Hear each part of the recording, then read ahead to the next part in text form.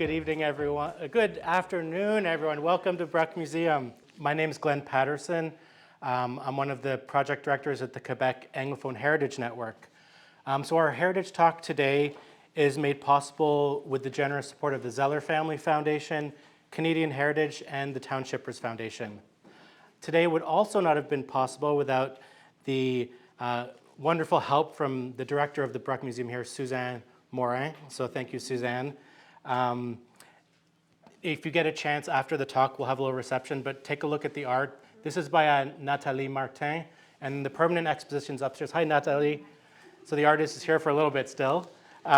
Take a look around if you've never been here before, and come back too as well.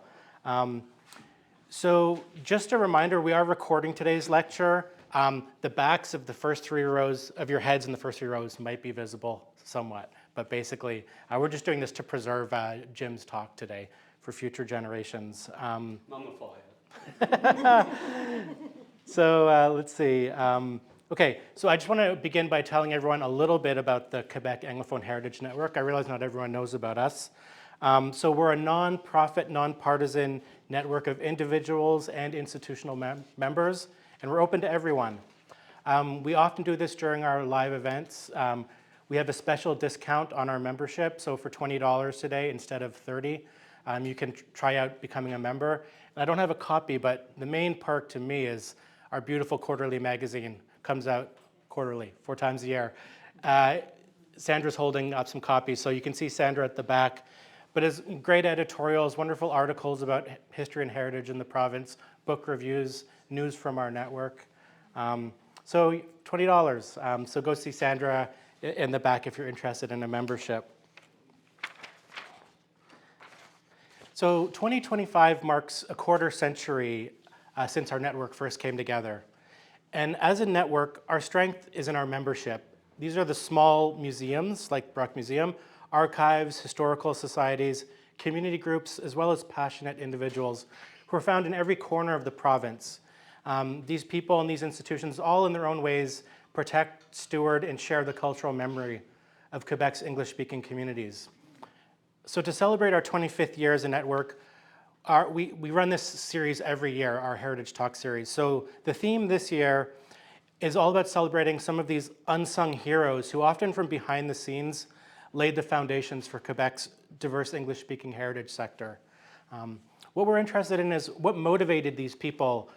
A lot of them community volunteers. These are people that devoted themselves so passionately, sometimes for years, decades even, to this cause that we call cultural heritage. What challenges did they face and overcome? What lessons did they learn along the way? I think exploring these people's stories, it's not only a way to honor their legacies, it's also a way for us to become inspired and take their work and what they learned forward and inspire us in our own work in our communities. So the topic of today's Heritage Talk is someone I think fits this description of an unsung hero perfectly. A retired teacher with a lifelong passion for local history and heritage. Great time to turn the page, right?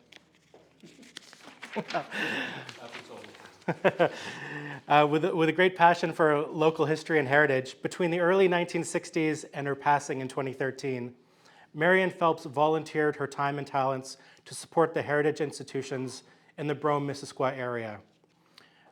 Put very simply and very short, the heritage sector that we know and cherish in this part of the Eastern Townships would not be what it is today without her tireless contributions. Miss Phelps was an inspiring and central figure in many of our heritage organizations, including here at QAHN. It's no surprise then, at QAHN's inaugural annual general meeting in 2001 in St. Anne de Bellevue, she was the recipient of the first award established to honor the service and contribution of long-term heritage volunteers. Since then, 23 other outstanding heritage volunteers from across the province have received the award that now simply carries the name of the woman who was its inspiration. So with that, I would now like to introduce today's speaker. Since 2007, Jim Manson has been a member of the faculty of the Champlain College of Vermont, where he served as professor of history at the International Campus in Montreal. During that time, he has taught courses in Canadian history, the history of Canadian-American relations, human rights, technology and globalization, and the history of science to students from the US. He began his academic career in 1980 in Jamaica, of all places, teaching West Indian history after earning a BA in history from Concordia and a diploma in education from McGill University. When he returned to Canada, he completed an MA, a master's in history at Concordia in 1983. He then taught in Quebec's public schools and was a freelance sports writer for the Canadian Press. In the 1990s, he began teaching history at Concordia, McGill, and Bishop's University. In 2001, he wrote his first book about the history of the Eastern Townships. The Loyal Americans of New England and New York was based on his doctoral thesis.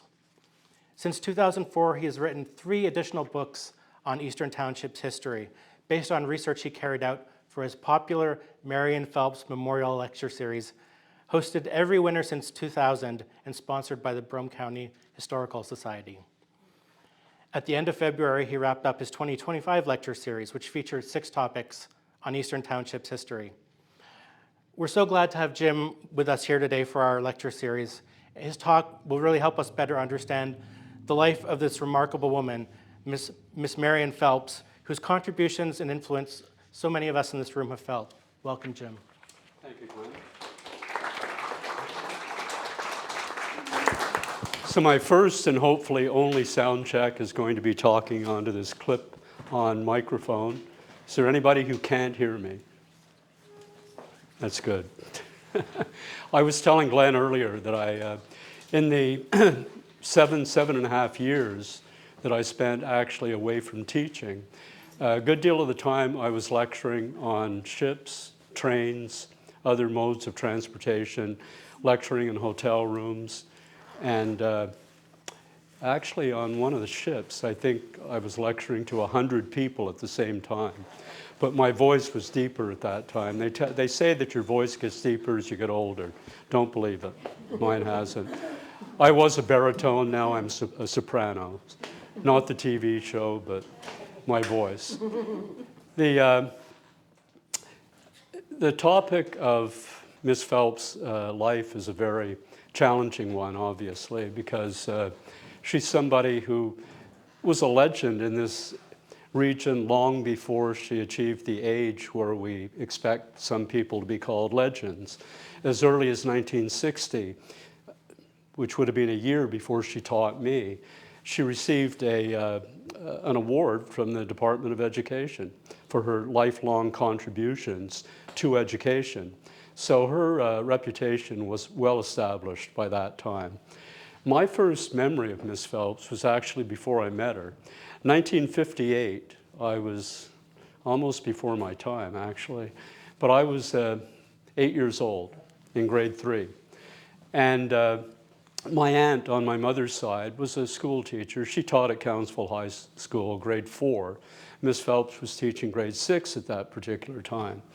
And I used to go up on every other Sunday. I would go to my grandparents' place in West Brome, the thriving metropolis of West Brome. And my grandfather had a large farm, and, well, a medium-sized farm. And my aunt would come home for the weekend, but I would be surrounded by all these books. It was such a contrast to the visits to my, on the Manson side, the farm in Mansonville, much larger farm, where I would be surrounded by cars. And if anybody from my family were here, they would tell you I would be the last person in the world you'd expect to become a mechanic, and they were right. But at my grandparents' place in West Brome, I was exposed to all these wonderful books. And one of them, in fact, was a book that my aunt had used as a teacher years earlier. The author was Dickey, I think. It was the history of Canada, anyway, with a large slant towards our British history at that particular time.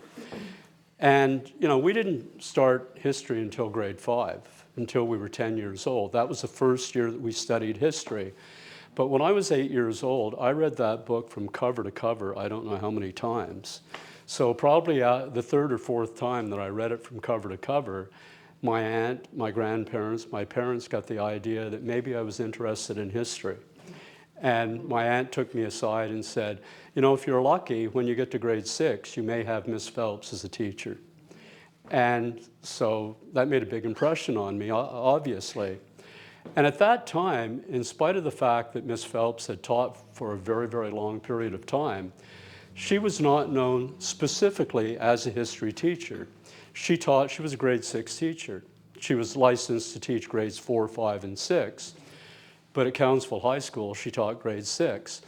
But she had long since established her legend working as a volunteer at the Brome County Historical Society as an archivist and as a curator of the museum. And I'm going to say much more about this later, obviously. But she was absolutely enthralled with local history. She loved local history. And she couldn't do enough to promote local history. So in any event, I learned when I was 8 years old that this woman teaching grade 6 loved history, and that if I was lucky, I might have her as a teacher when I reached grade 6. I think that somebody pulled some strings, because when I got to grade 6, sure enough, she was my teacher.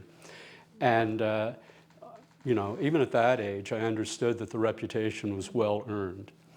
And that began a very long relationship between the two of us that would really culminate, I guess, many years later, because there was a significant period of time where I wasn't going to the Brome County Historical Society that often, and she had retired from teaching, so I wasn't seeing her. But towards I won't even say towards the end of her life, but the last, what would it be? Probably 25 years of her life. I went from somebody who had a lot of education, had taught history in a couple of countries, including Jamaica, and I must say knew nothing about Eastern Townships history. Had grown up in the Eastern Townships, had been born in Sweetsburg, I still call it Sweetsburg, and had lived here almost all my life, with the exception of the years spent in Jamaica, and had taught courses in Canadian history, West Indian history, United States history at university, but really knew nothing about local history.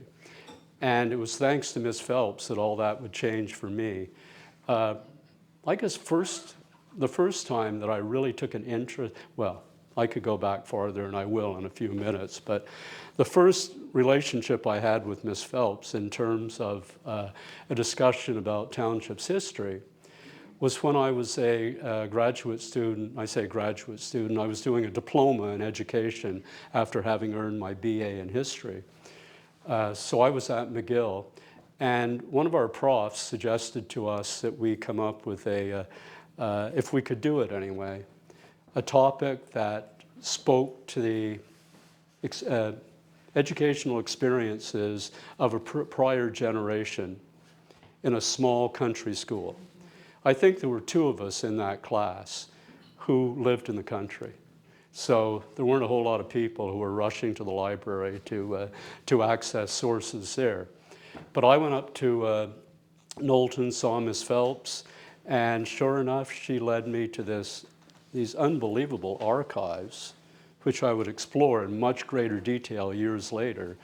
But my first visit there, after beginning at McGill anyway, she introduced me to the Sidney Fisher Trust Fund essays that had been written during the 1930s.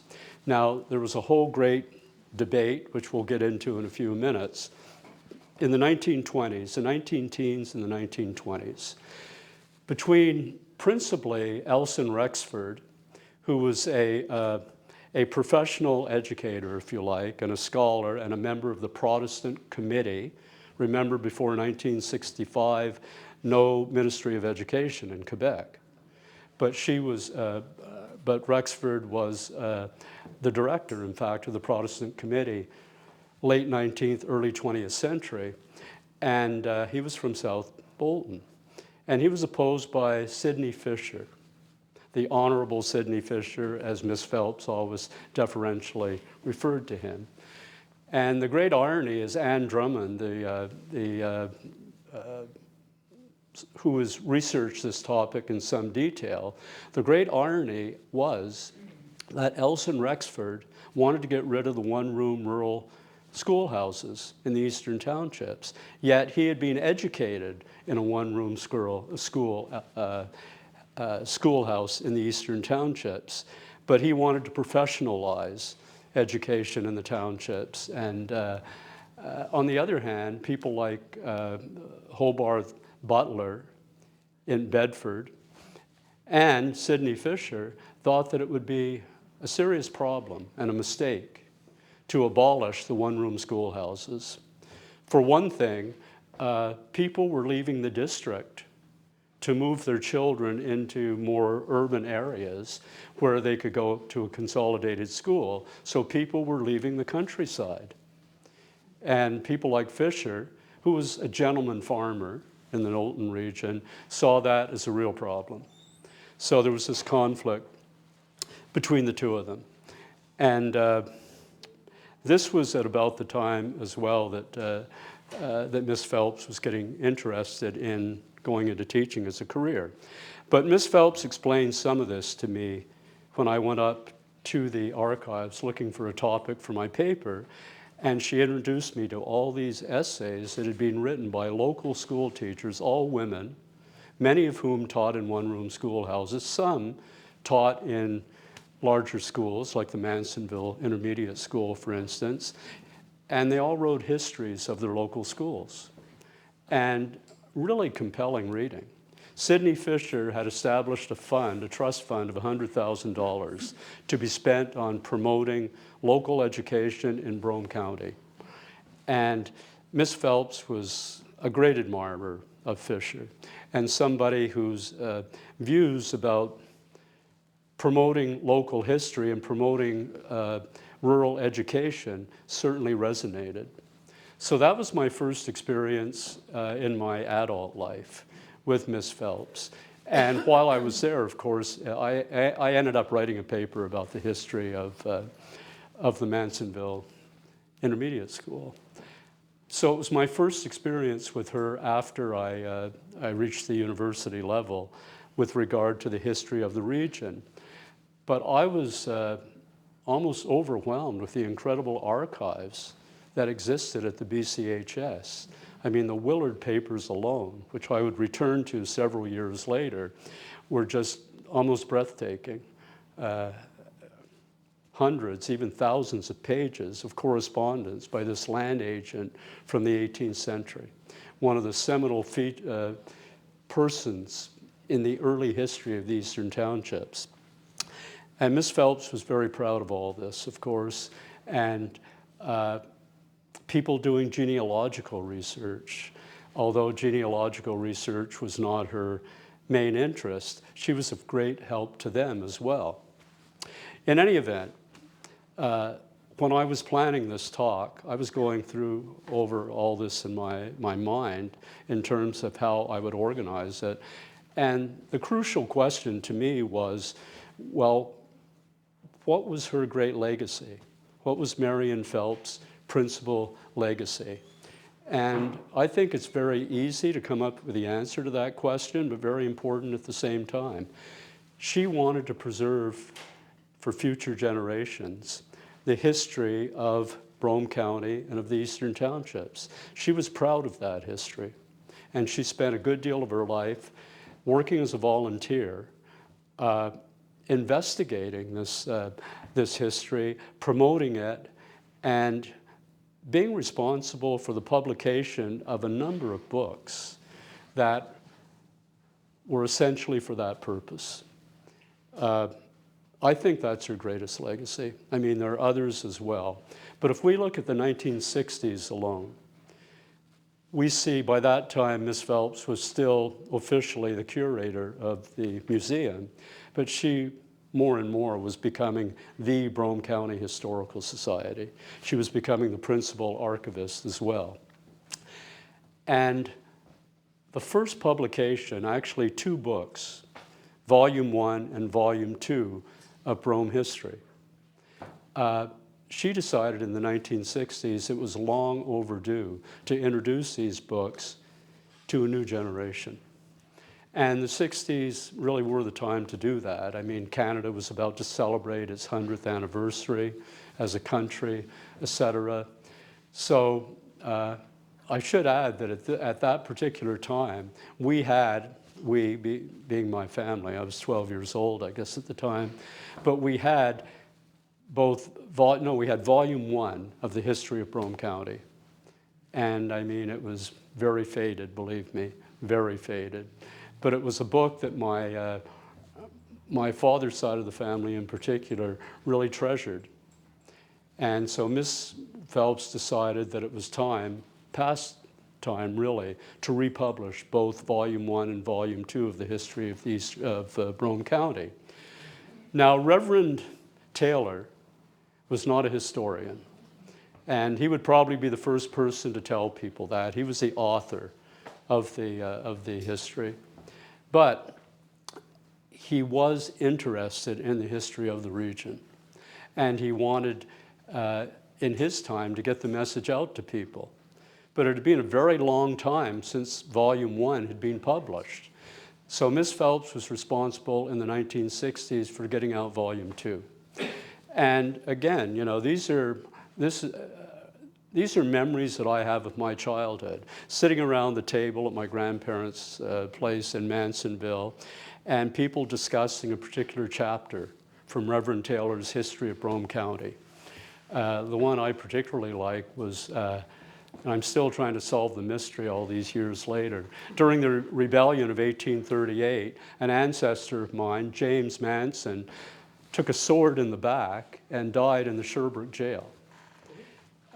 This was during the rebellions, of course. If you get the impression that he might have fought on the, quote, wrong side in the rebellions, or the losing side anyway, that's probably the correct assessment to make.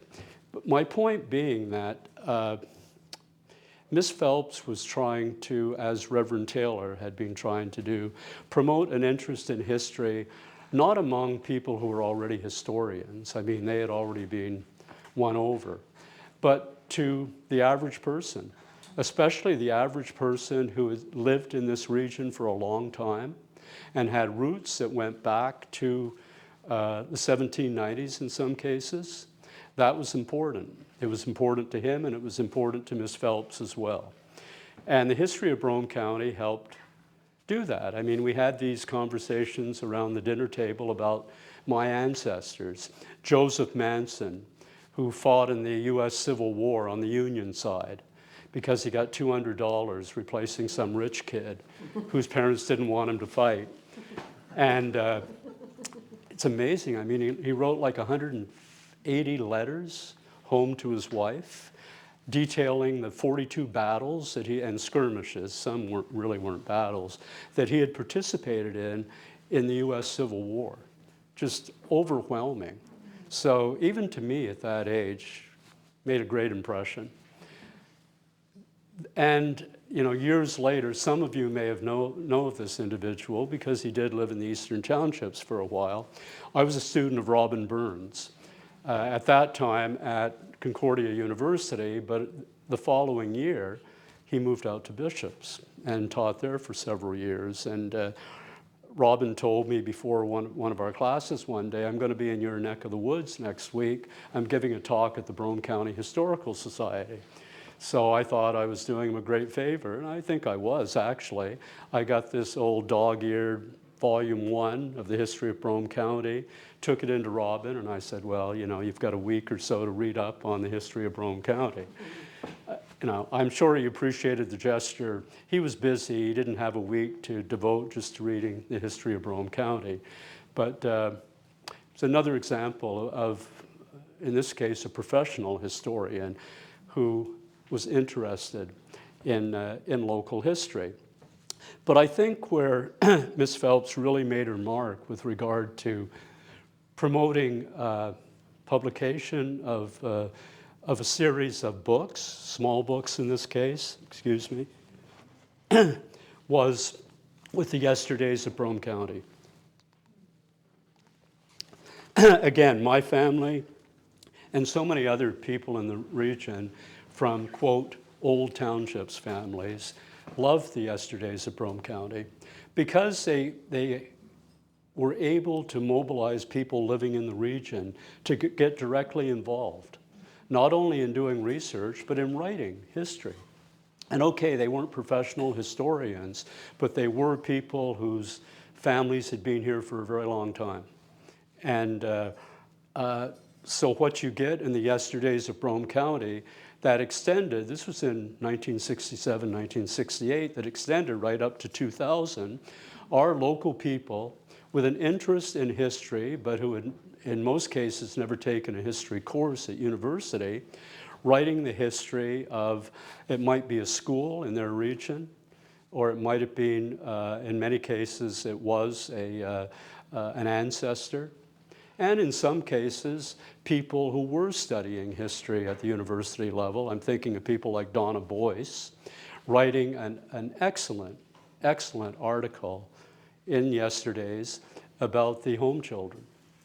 And she was certainly very influenced by Miss Phelps as well. When I went back the other day and I reread that article by her, I thought to myself, well, she talked to Miss Phelps a few times, didn't she? Because it was very reflective of Miss Phelps' views. And Miss Phelps was very on that subject. She was adamant, and the research that I've done supports it 100%, that a lot of families in the region were very good to the children they brought in, including, I might add, my grandmother, who was a home child and was taken in by the Marsh family in this area. They raised her, and they certainly gave her a much better upbringing than she would have faced in England, no question. She was from the slums of Liverpool, as so many of these children were.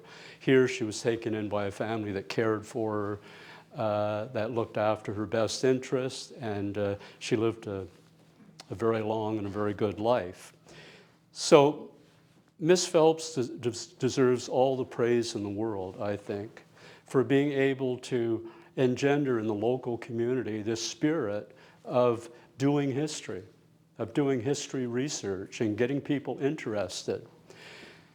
And towards the end of her life, this became even more significant to her. By this time, again, the end of her life, 15, 20 years, we had become quite close again.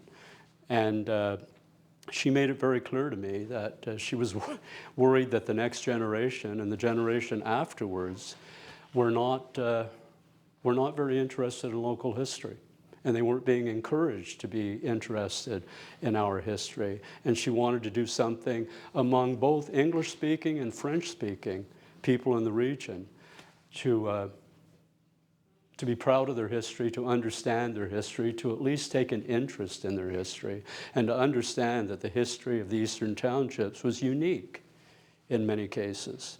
That was very important to her.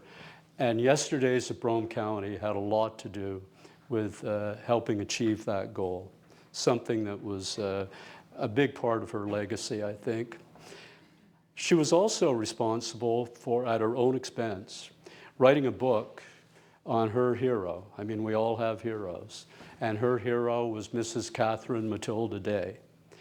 And she explained it very well in an interview with Louise Abbott, which led to a piece, that very good essay that Louise wrote in JETS, the Journal of Eastern Township Study, about knowing nothing about Eastern Township's history up until the time she went to McDonald College when she was in her early 20s.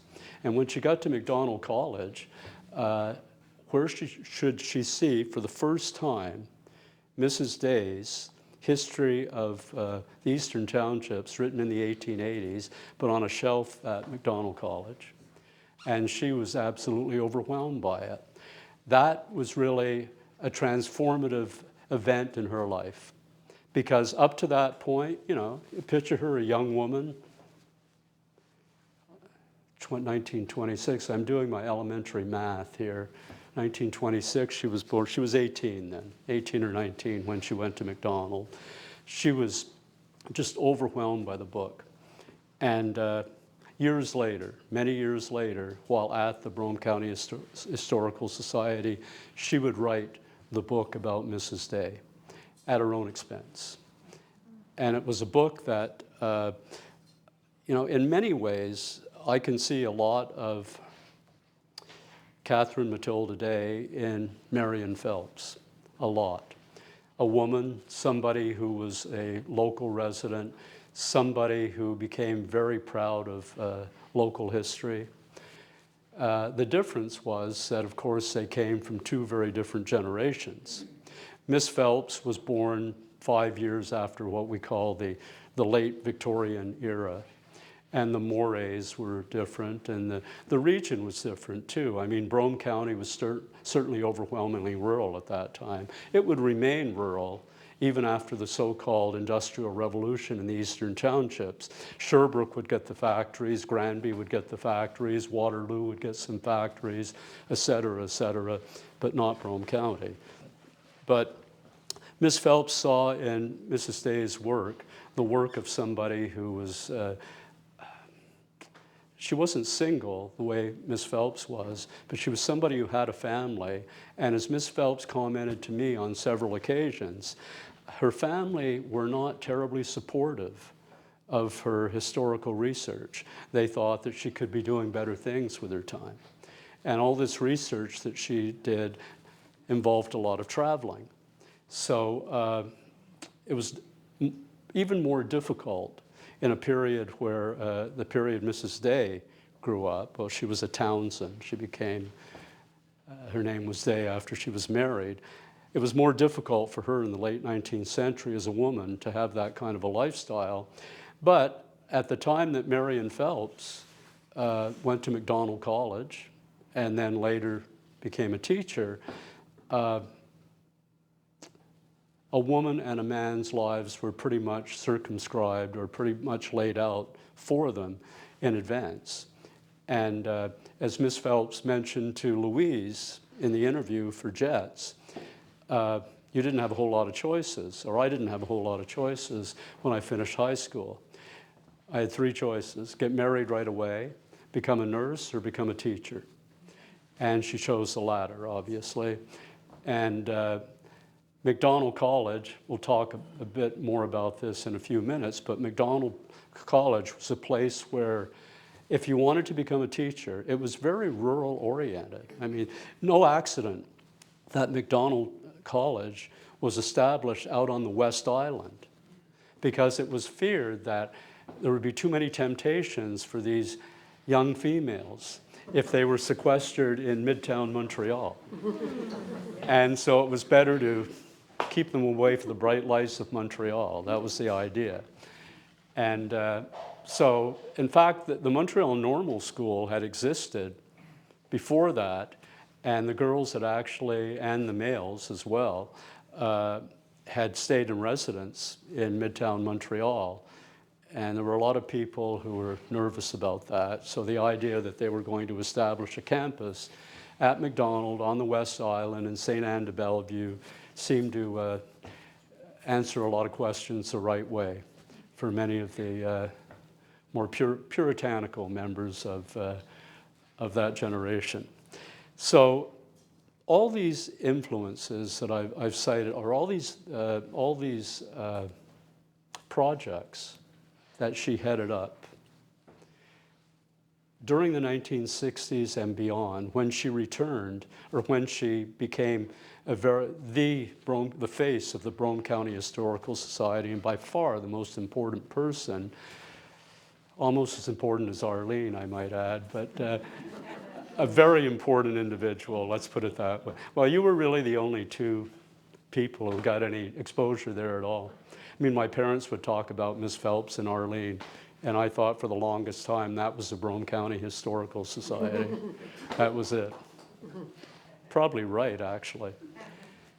But no, Miss Phelps was responsible for all these things, and all these awards that she won spoke to the fact that she had made that kind of a contribution.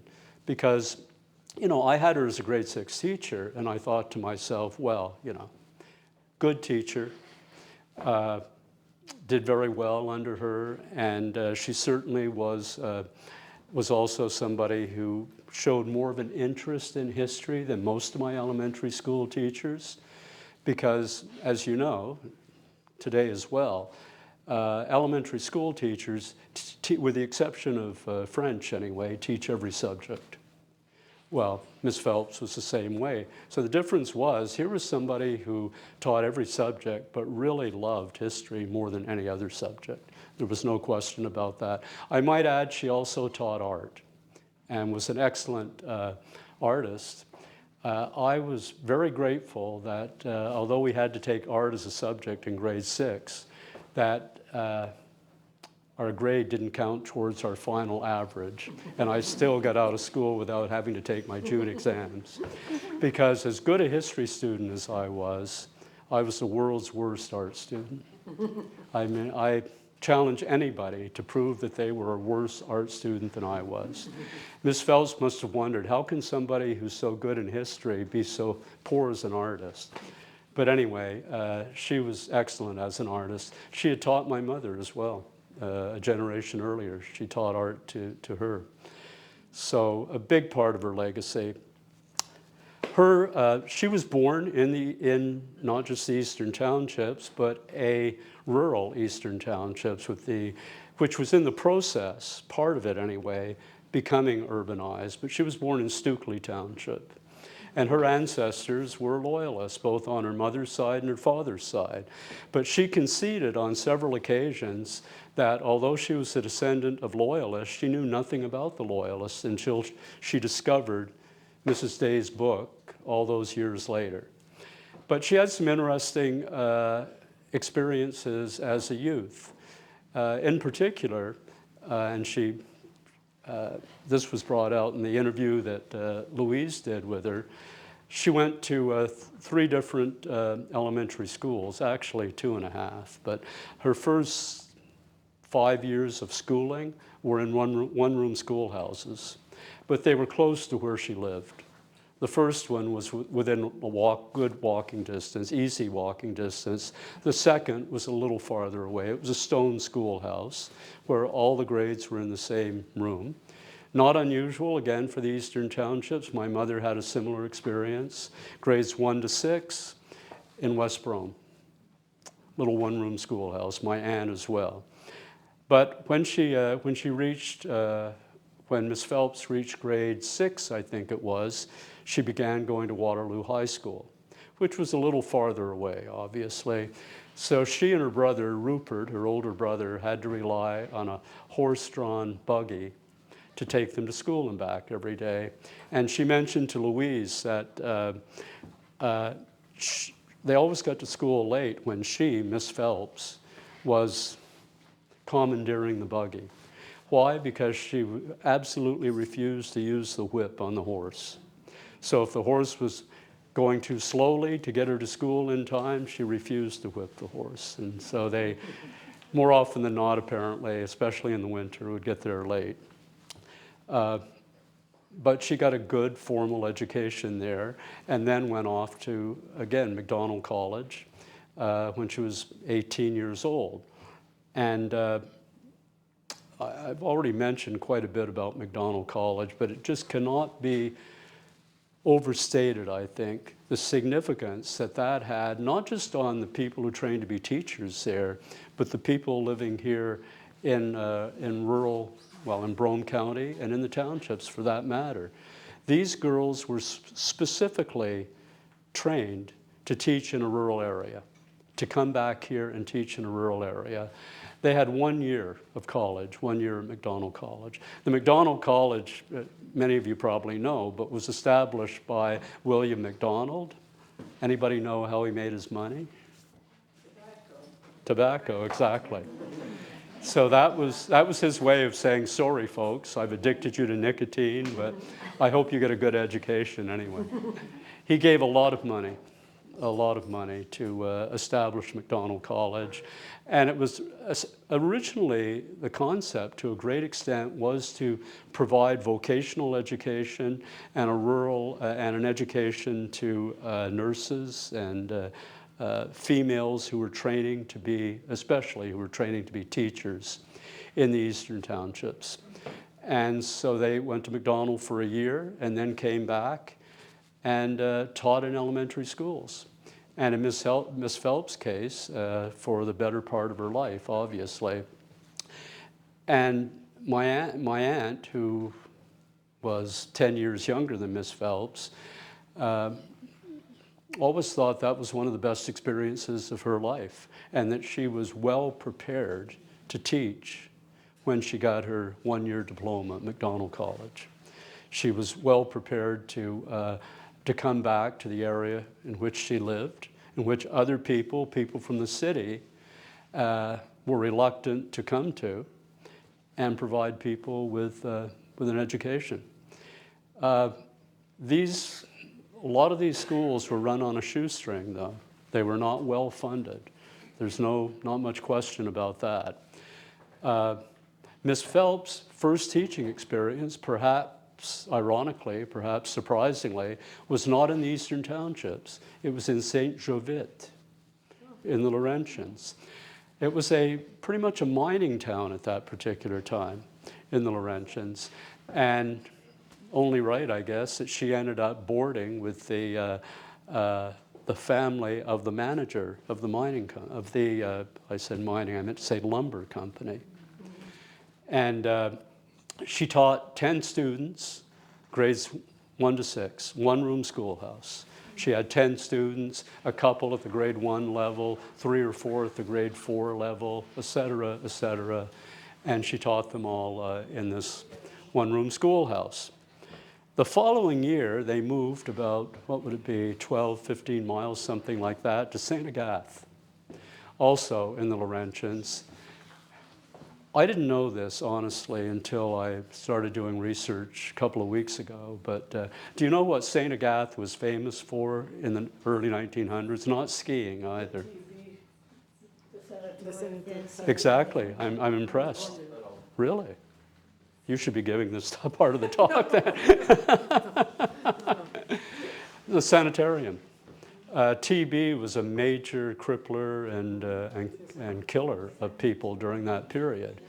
It was during this period that Dr. Norman Bethune learned to collapse lungs, and this was the prescribed treatment for some time to come for tuberculosis. So who did she live with?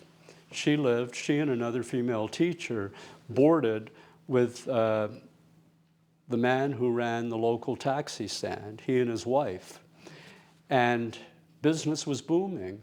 Why? Because people would take the train to St. Agathe, and then they would have to have a taxi take them to the sanitarium. So she did that for most of the year until late in the year. The taxi driver and his sons were both, the guy who owned the home and his sons were all taxi drivers. But late in the year, his wife got sick. She moved to the Laurentian Hotel, Miss Phelps did, and spent the last 2 or 3 months there. The next stage in her professional career is, there's not a lot of detail to it, but there's some questions that I posed to myself, and I really didn't come up with the answers. Her mother thought she was too far from home. She was a young adolescent at that time still, and her mother thought she should come home. Miss Phelps took a strong stand. She said, "I will only come home if I can find a job teaching in the Eastern Townships." So consequently, she did, or somebody found a job for her teaching in the Eastern Townships in Farnham. She didn't like it at all. But after that 1 year spent in Farnham, she got a job teaching at Cowansville High School in 1933. And I was going over this with Michelle Rassico earlier, because now almost everybody refers to the school as Heroes Memorial. Mm-hmm. Well, when I was going there, Heroes Memorial was a plaque that we had on the wall celebrating the lives of those men who had lost their lives during the 2 world wars. But the school was definitely called Cowansville High School. But by the time Miss Phelps arrived there to teach in 1933, it was known as Cowansville High School. And she would teach there right up until 1964. and for another 6 years beyond that period as an art teacher. But between 1933 and 1964, she was mainly a grade 6 teacher. And it was during that period, of course, that I had her as a teacher, and I was lucky. I had her as a teacher in 1961-62. She retired 2 years later. But prior to that period, or during that period actually, and Arlene tipped me off about this a couple of weeks ago, as early as the early 1940s, I think it was 1942, she was very involved with the Brome County Historical Society, doing a lot of work for them, again, voluntarily, never took a penny for it, in the museum, in the archives also. And by 1959, Homer Mitchell asked her if she would consider becoming the, first of all, the curator of the museum. And she would later become the archivist, of course. So in 1959, she did undertake these responsibilities, bearing in mind that she was still teaching 5 days a week at Cowansville High School. But she had her summers off, and she was able to work at the BCHS during that period. And that was really where I think she established her local reputation as somebody who loved local history and was doing everything she could to promote local history. Because as long as she was a teacher, but wasn't involved directly with the Brome County Historical Society, people who knew her, yes, you know, this woman is very interested in local history. But when she started working at the BCHS and all these publications began coming out, whether it was the Yesterdays of Brome County or the reproduction of the history of Brome County. I forgot one, the Loyalists. The BCHS didn't publish that, but she also contributed essays to the history of the Loyalists of the Eastern Townships. So when these publications started coming out, people recognized, I think for the first time, just how much she treasured local history and how much research she was doing. And the research, is so easy to check now. I mentioned the Yesterdays of Brome County, which I thought at one time, Yesterdays of Brome County was a publication where only people in the Brome County region, or maybe Missisquoi as well, were being exposed to these books. No, they were sent all over Canada. People living in Western Canada, people living in the United States, were exposed to them as well. I think Glenn Brown had a lot to do with not the publication, but the promotion of some of this as well. He was the member of the Legislative Assembly at the time, and he provided he did a lot of good things for the Brome County Historical Society. So it was during this period then that her accomplishments began to be recognized, and also that she was known as the person, the go-to person on local history.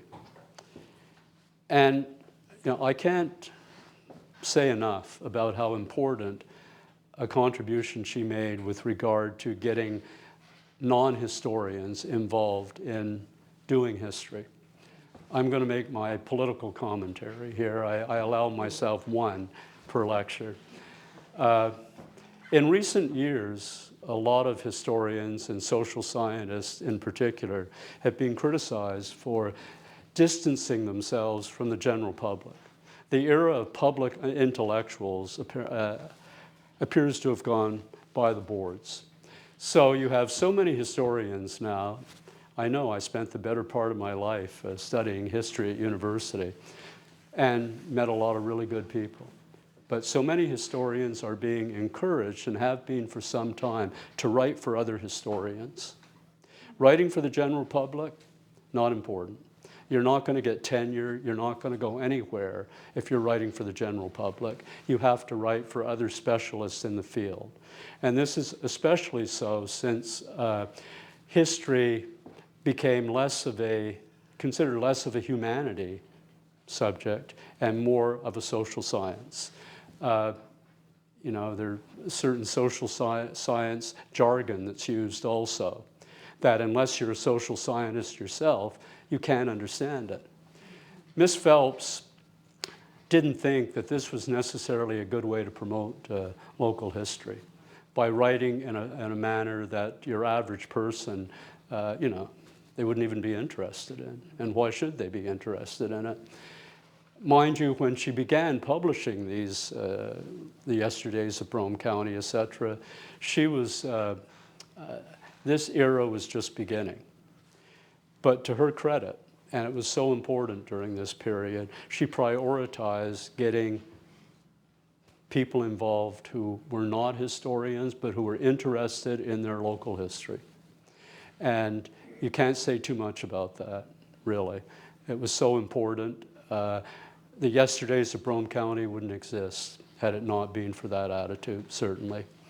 So she is, among the many other achievements, that certainly is one that should be prioritized. Geez, I get wound up, don't I? I didn't realize what time it was. Okay, well, something I would like to do, a couple of readings. First of all, focusing on two subjects. Again, her belief that we had to promote local history or we would lose it. This priority, or this perspective of hers, became all the more significant, in her own mind anyway, in the 1980s, when so many English-speaking people began leaving the region. She thought that it was essential to interest younger people, not only English-speaking people, but French-speaking people as well, about the history of the Eastern Townships.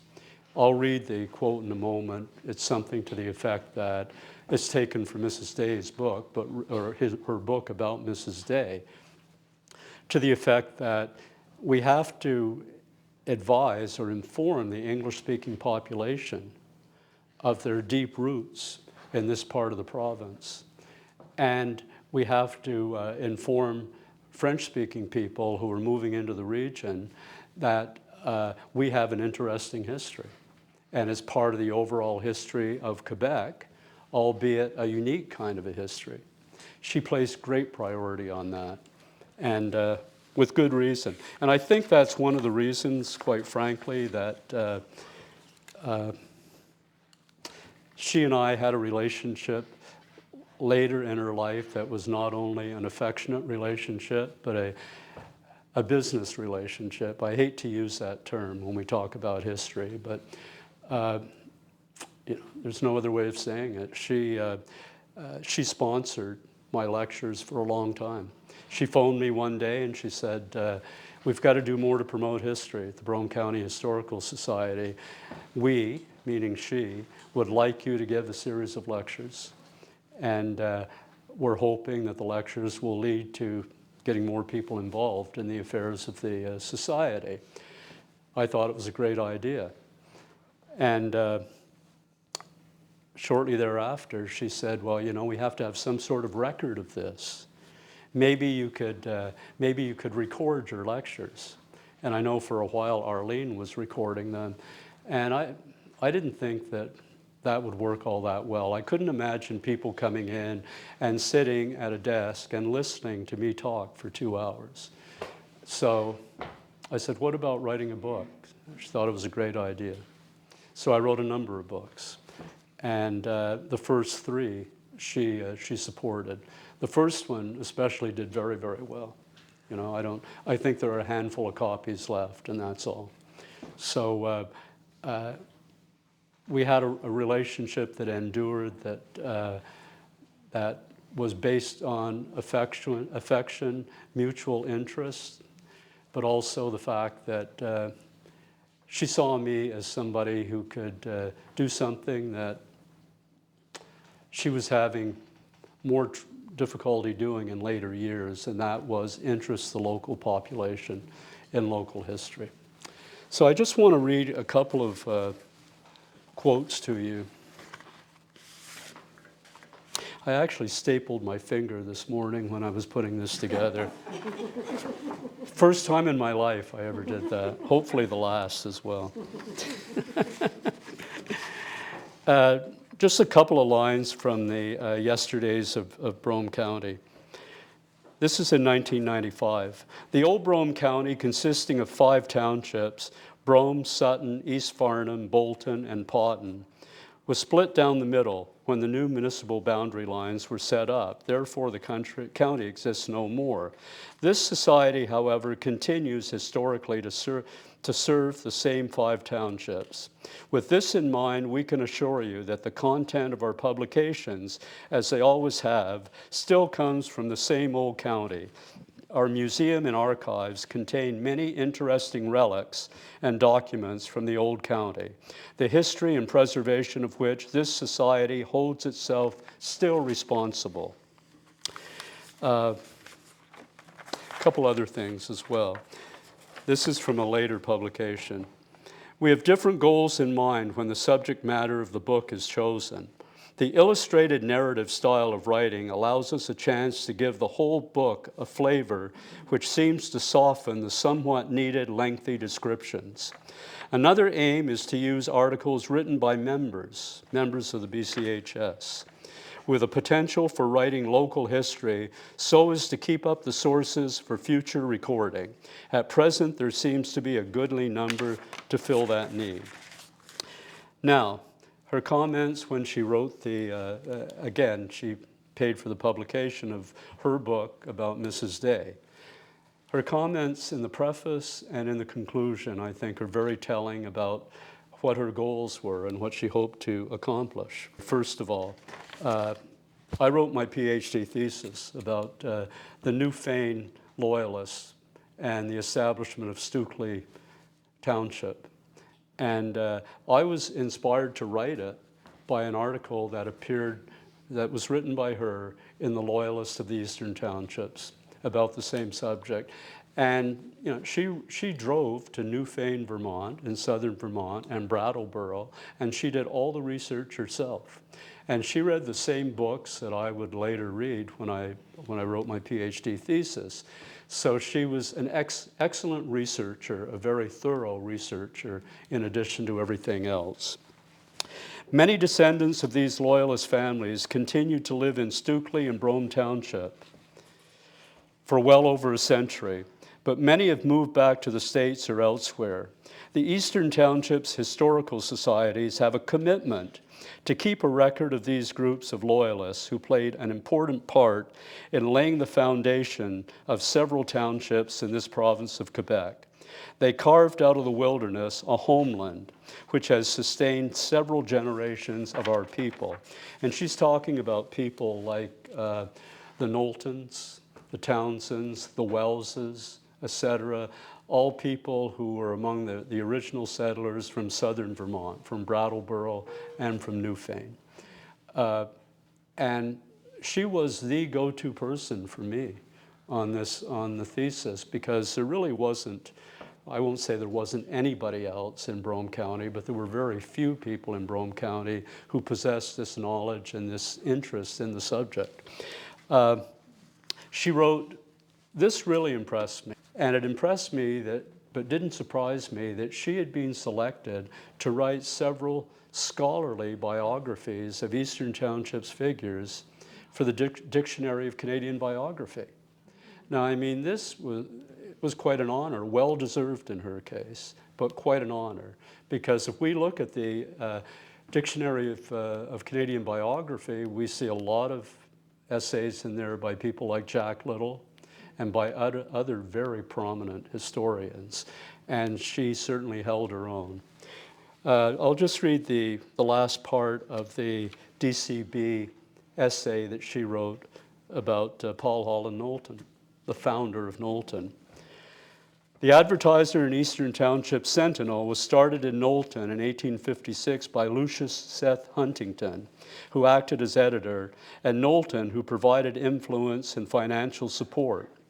Articles in the early issues reflect some of Knowlton's political views, especially that the interests of rural districts were not fairly represented in Parliament. In 1860, Knowlton and Moore took up a lively issue in the paper by appealing for a meeting before a forthcoming election of a new legislative councillor, which would determine that henceforth the voters would be represented in Parliament by residents of the townships.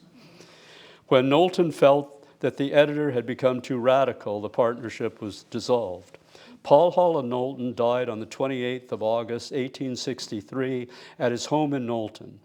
Many memorials of his liberality remain in the village of Knowlton, including the Paul Hall and Knowlton Memorial Museum, in the original high school he assisted. All through his career, he had kept the progress of the province as his first goal, and he became inseparably connected with the history of his own area. Just a really interesting person, Paul Hall of Knowlton. I was asked to write I can't think of a better term, but a copy of a script that the town of Brome Lake could use for a podcast about Paul Hall of Knowlton last summer. The most interesting thing for me is, maybe my interest in, let's put it this way, it shouldn't be the part that interested me the most, but it is, so I'm going to give it to you anyway.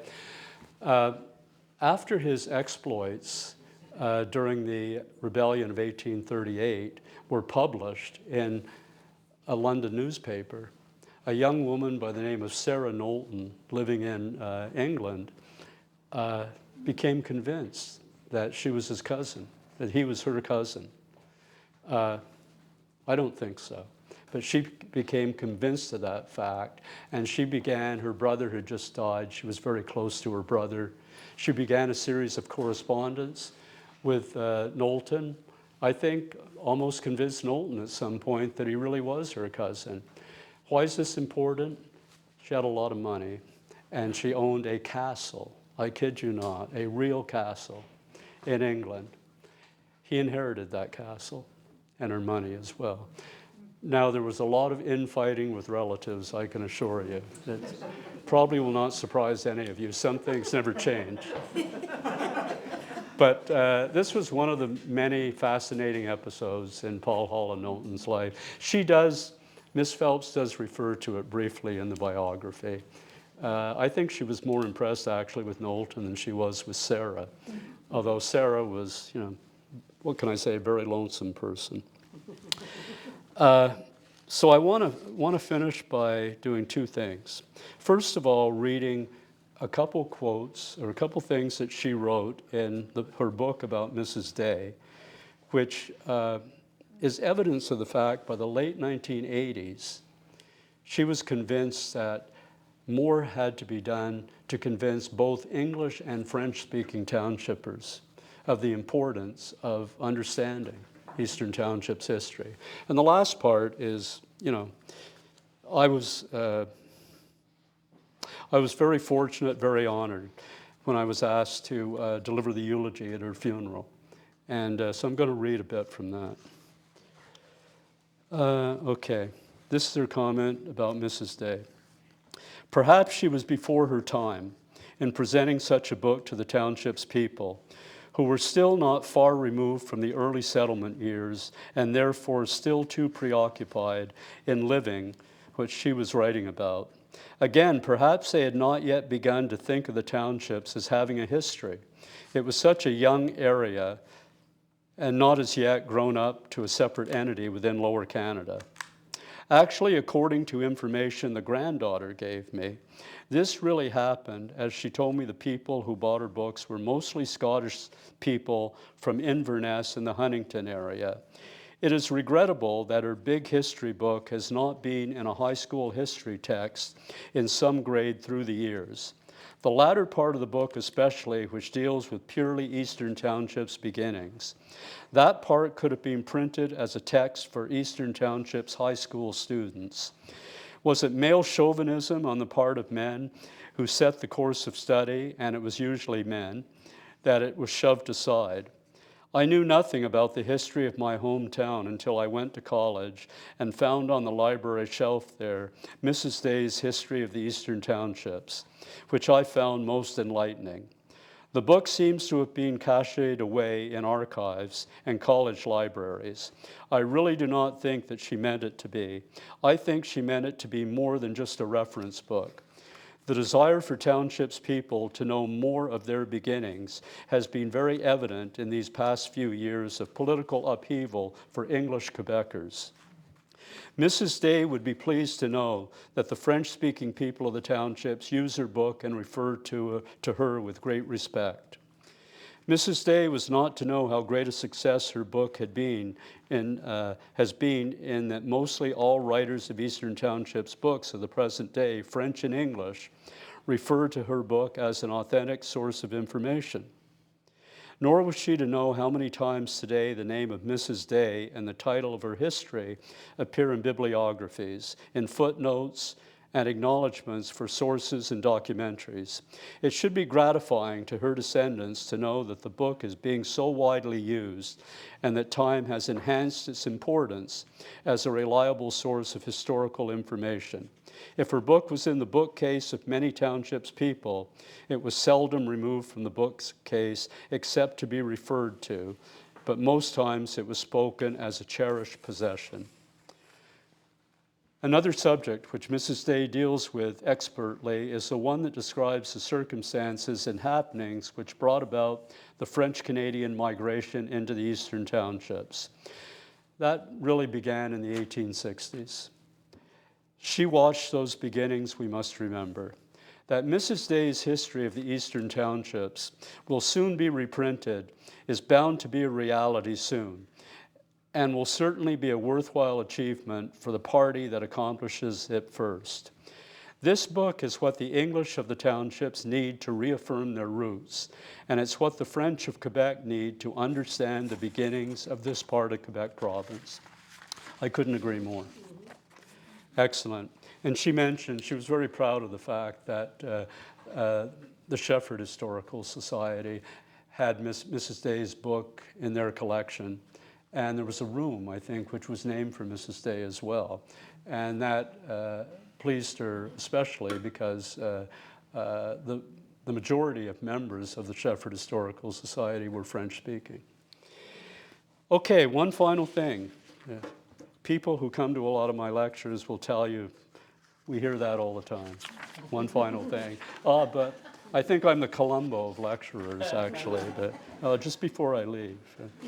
In any event, Jack Little, outstanding historian, none better as far as I'm concerned in Canadian history, and from the Eastern Townships. He dedicated his book, an excellent book, Loyalties in Conflict, to Miss Phelps. I also advised him when Miss Phelps passed away. And what else is it? Yeah, okay. Well, I'll read the dedication to Miss Phelps in Jack's book. To acknowledge the essential role in gathering and preserving historical records played by the region's local historical societies, I wish to dedicate this book to Marion Phelps, who has provided over half a century of volunteer service to the rich archival collection of the Brome County Historical Society. It is particularly fitting that she and the BCHS be recognized as they both celebrate their 100th anniversary in 2008. It's a wonderful book, Jack Little's book. I was honored to actually be cited in it, have something that I had written cited in the book. And I know that had a lot to do with Miss Phelps passing along the book to Jack Little. I know that for a fact. So the day after Miss Phelps passed, I sent an email to Jack letting him know what had happened. And, he was effusive in her praise of everything that she had done. Hi, Jim, thanks very much for letting me know about Marion Phelps. She was a remarkable woman, and she was very helpful to me when I was researching some of my earlier projects. She had an incredible memory when it came to the volumes of documents in the BCHS archives, a memory that only a computer could replace. Mrs. Phelps didn't want to hear about computers. Miss Phelps didn't. I strongly supported Louise Abbott's attempt a few years ago to have bishops recognize her contributions with an honorary doctorate, and I think it's a shame that wasn't done. Couldn't agree more. And finally, I didn't read this at Miss Phelps' eulogy, but I delivered something to this effect. And to me, it summarized then and now as well my relationship with her. Finally, and most importantly, Miss Phelps' friendship and support was of inestimable value to me. Beginning in 1999, she did everything in her power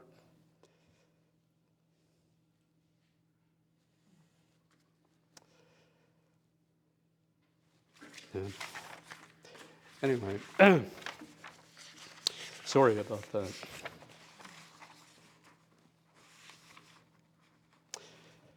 To raise my profile as a historian and to bring my work to the attention of both the public and other historians, she asked me to deliver a series of Saturday afternoon lectures at the BCHS beginning in the winter of 2000. And 25 years later, we're still going strong. At that time, it was 13 years later. She then asked me to write a series of books documenting the history of the Eastern Townships and offered to cover the costs of publication. She also sent along a copy of my first book to Jack Little, who liked it and referenced it in his book about the early history of the townships. She also provided counsel and much needed moral support for me during a brief but particularly difficult period in my personal life. I feel very grateful and fortunate to have known her, and I'll always remember and be inspired by her passion and zest for life and her work. So thanks a lot.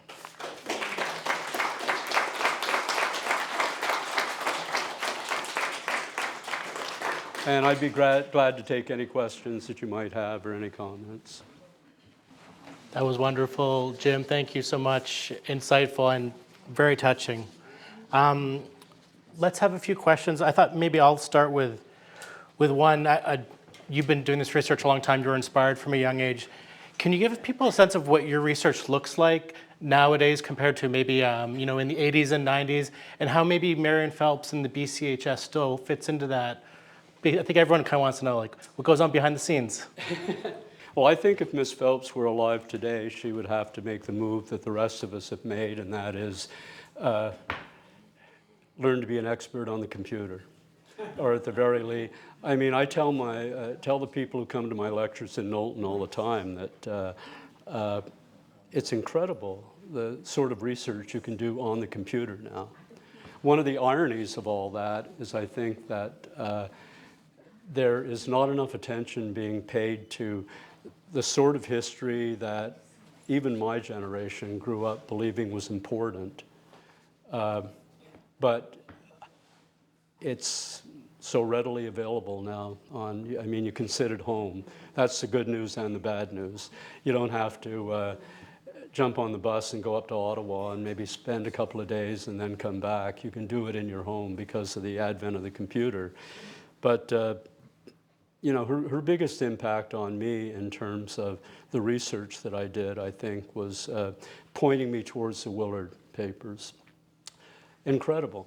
I mentioned it to Jack, in fact, Jack Little, and he said they really were overwhelming. And I'm sure if he had had more time, he probably would have delved more deeply into them also. But it changed my life. It really did. It changed my professional life because, as I mentioned earlier, up until that time, I'd acquired a few degrees and diplomas. I'd taught in Jamaica. I'd taught in the far north. I'd taught at Concordia and McGill, and I taught at Bishop's. But I knew nothing about local history. The Willard papers did it for me. It was, I got the taste for it. And those 25 years of lectures at the Brome County Historical Society wouldn't have happened had it not been for her introducing me to the Willard papers. And you know, I would go up to the BCHS and use microfilm, ruin my eyesight in the process, and but learned an awful lot about townships history. And I remember after the first 5 years or so, people asked me, well, you must be running out of topics 25 years later. But it's like, you know, it's like everything else. When you do research and when you become comfortable with the research in a particular field, in this case, the Eastern Townships, then, you know, new topics pop up all the time. Something you hadn't even considered maybe 10, 15, 20 years later.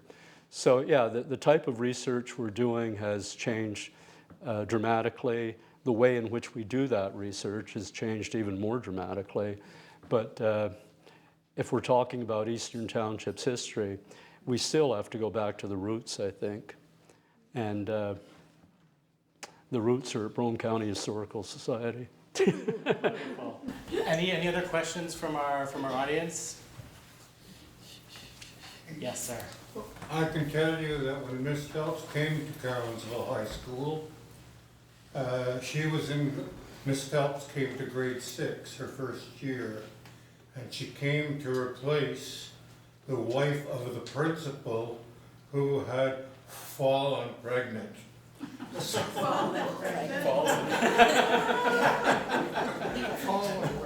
Really? And my mother had 4 kids, and all 4 of us did grade 6 during Miss Phelps' terms. Yeah. Was she living at the Modis Hotel at that time? Oh, come on, you don't expect me to remember. That was my mother that. I remember her living in the dairy building. Yeah, my aunt. With another old biddy, Miss McIntosh. And she was a biddy. She taught grade 8, I think, Miss McIntosh. Yeah, I didn't mention this in the talk, but when she came to Cowansville, she lived in a number of places, most frequently, or for the longest period of time, at the Hotel Modis, which my parents' generation referred to as the Ottawa Hotel, of course. And she lived there, for a number of years, and she moved to St. Therese Street for a while, and then over the dairy, which her brother owned the building, Gardner owned the building. And she lived there, and my aunt lived in the adjacent apartment. They both taught just down the street at Cowansville High School. So who was the principal who fell pregnant? Oh, no. I didn't even realize there was a female principal. I'm not even sure that he was her husband. Jimmy? That makes sense. Hey, Jimmy, Yeah. when she arrived in Cowansville, Miss Phelps, she started working at Cowansville High School. She lived with the principal, his wife, on Willard, on the corner of Willard and River Street. The building is still there today. And when the principal, the wife got pregnant, she had to move out. That's in 1934. She had to move out of the apartment, and she went to the hotel, the New Ottawa Hotel. She stayed there for 10 years, till December 1944. She was there 10 years. Yes, she was there 10 years, because what happened in 1944 in December, there was a great fire where part of Main Street burned down. The building, the hotel was still standing, but she had to move out, and she went to live on St. Therese Street. When was the fire? Or early 40s? December 3, 1944. 44. Sunday morning. My grandfather had 2 of the built stores that burned. Yeah. In those days, they had no insurance, of course. Yeah, I know some of the people who lost buildings. In one case, a restaurant. Did the theater burn as well? Yeah, well, not the theater, the Princess Theater, but that building was not standing there. Yeah. It was a store that was there and burned down, but the Princess Theater was in the town hall, and the town hall didn't burn. Which was down here, wasn't it? No, Where the shopping no, a little bit further west, where the shopping mall is today. That's where I realize we've organically moved into the next segment, which I wanted to have like a little open mic of any anecdotes you have. You can come up, don't be scared. I can edit it out after if you don't want to be on the recording. But just tell us a favorite memory anecdote of Marion Phelps. I want to invite QAHN's Executive Director, Matthew Farfan, up. He was telling me something a few months ago, kind of a memory of Marion Phelps came back to him. Matthew. Thank you, Glenn. You're welcome. I want to say I found that presentation very moving. That's testament to the effect that Miss Phelps had on you, not only professionally but personally. It was very, very moving, that talk, and I really appreciated hearing the background. And it's the timing is great for us because before this talk today, we had a board meeting in the back, and we actually, every year, as Glenn mentioned at the beginning, we have an award given out. I'm not going to mention who the recipients are because it's not public, but we decided today who the two winners would be of the annual Marion Phelps Award. So the timing is great. Now, I didn't know Miss Phelps very well, but I do remember her from way back when I was a master's student and visiting the archives in Knowlton, the Brome County Archives. My impression of Miss Phelps was, well, she was a lot younger. She was quite young at the time. I think she was only in her 90s. Still working. She was working very hard. She was very proprietary of the papers. And so, you know, a young student of 20, whatever, she really had her eye on me to make sure that I didn't crinkle the letters or bend the old photographs that I was looking at. This was in the 90s?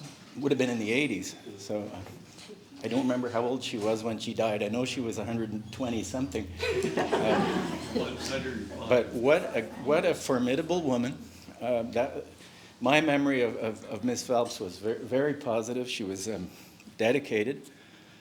And I hadn't thought of those visits for many, many years until just a few weeks ago. I was basically trying to purge my personal library of Eastern Townships books because I have way too many. Probably like you've got hundreds. And I pulled this book out, and it's, I think it was Nicholas Austin, the Quaker. Yeah. Do you remember that one? Yes. And it was on my, exactly, it was on my short list of maybe finding a new home for it. And I pull it out, and I'm looking at it, and out flutters this receipt. And it was $6, Harry Shufelt book, signed right down there at the bottom, Marion Phelps. I took that as a sign, oh, no, you're not going to get rid of that book. So it went right back into the library, and I still have it. Anyway, very fond memories, and I really enjoyed your talk. Great job. Thank you. Appreciate it. Thank you, Matthew. Thank you, Matthew. Anyone else? Do you have anyone from BCH? Oh, Heather Darch from QAHN. Come on up, Heather. I should mention, I also, before Heather talks, I had the honor of introducing Miss Phelps at St. Anne de Bellevue when the award was named for her. 2000, I guess it was? 2001. Hi, everyone. My story goes back to 1995, and probably by the looks of this room, you know that was the year of the second referendum. You may remember that. Mm-hmm. So the Eastern Townships museums and historical societies used to meet 3 times a year. And we would get together and we'd have lunch, a soup lunch, and then we would talk about our problems. We'd have a round table session, and we would go around the table and talk about what our museums were doing and the activities that were coming up. And you may remember him. He usually represented the Brome Historical Society. His name was Milton Peters. And Milton has passed away since, well, I don't know when, but a while ago. And Milton brought up this in this particular year that Miss Phelps and he were working on a list to prioritize the collection in case Quebec separated and the items they would take to Ontario. I don't know if you remember that, Arlene. I don't know how far they got into, if they were actually packing artifacts and documents, but they were certainly making a list. So Milton mentioned this, and we all kind of leaned in, and because I don't think any of us ever thought of doing something like that. And he was very serious, and Miss Phelps was very serious, and she knew the collection so well. She knew which items needed to be preserved and protected. And so I sort of, I remembered the story, because all the way home I was thinking, wow, what would I protect in the Missisquoi Museum, which Miss Phelps actually helped to establish in the 1960s. So I forgot the story until just jump ahead 30 years, and I just attended with my QAHN colleagues the National Council on Public History Conference in Montreal, which is an American association. And I attended a lot of the workshops, and it was filled with archivists and curators talking about the threats to their collection. And it was just announced that weekend of what the president was going to be doing to the Smithsonian museums, especially the ones that represented diverse communities. So the Black History Museum is going to lose some of its funding, if not all. The Museum of the Native American History is going to be losing funding, and the plans to build a women's museum is now cut. So all of the curators and archivists were very stressed out about what to do to protect their collections, especially the collections that talk about LGBTQ plus communities and that sort of thing. And I thought, Miss Phelps was way ahead of the game in her thinking of threats that could come in from the outside to collections. And even this past week, we had one of our candidates in the national election say that the funding to English-speaking organizations in Quebec should be cut from the federal level, which would affect a lot of us, like QAHN and English Language Arts Network and that sort of thing. But I just wanted to mention that how smart she was and how ahead of the game she was to think that threats to collections can come from the outside. It's not just environmental, flooding and mold and that sort of thing. So well done, Miss Phelps. Yeah. Thank you, Heather. Maybe we'll take one more. I wonder if I could twist the arm of someone, maybe Arlene or Anne-Marie. But I think come on up. Okay, thank you.